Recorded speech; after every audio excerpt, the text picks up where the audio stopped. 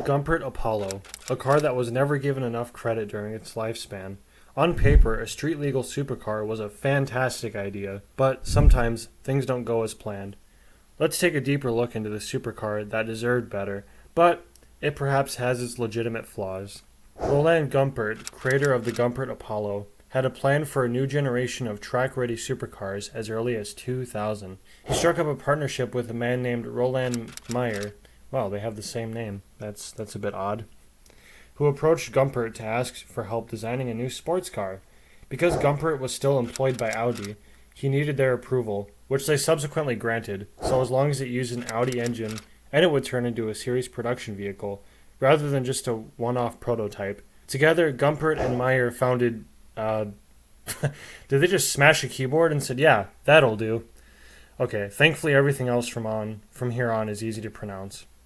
Anyway, the partners hired on Marco Veneta to help design the Apollo's exterior.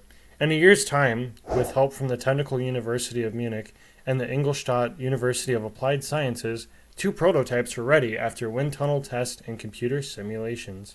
The Apollo was focused on being the most dominating road-legal supercar you could buy.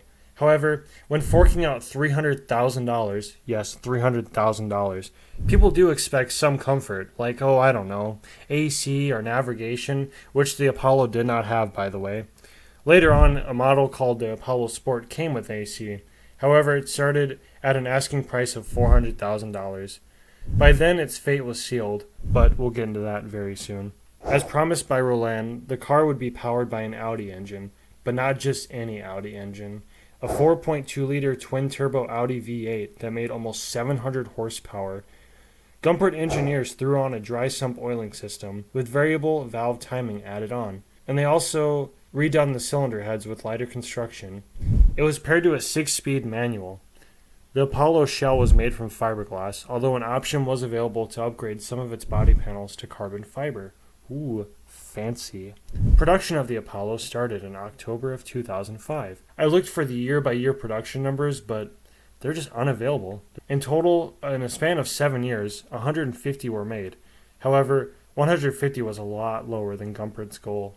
Also, speaking of goals, the goals of this car was to become homologated into the 24-hour of Le Mans and also become road legal. Well, at least it was road legal. Soon after becoming legal, it was being sold at Gumpert dealerships across Europe.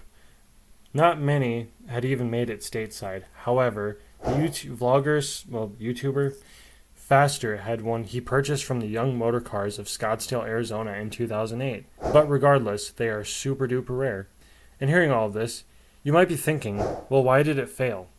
After selling 150 units over a 7-year period, the number was way lower than Gumpert's ambitions. Just 1 year later, in 2013, Gumpert filed for bankruptcy. As stated, no air conditioning or navigation was a huge damper, and like I said, they did offer that and more goodies on the special edition Apollo Sport. But for an extra $100,000 at $400,000, that wasn't appealing to many, and I can't blame them, even though it is a very beautiful car. I mean, you could get Ferraris and Lamborghinis for less at this time, so I don't know, I don't blame anyone.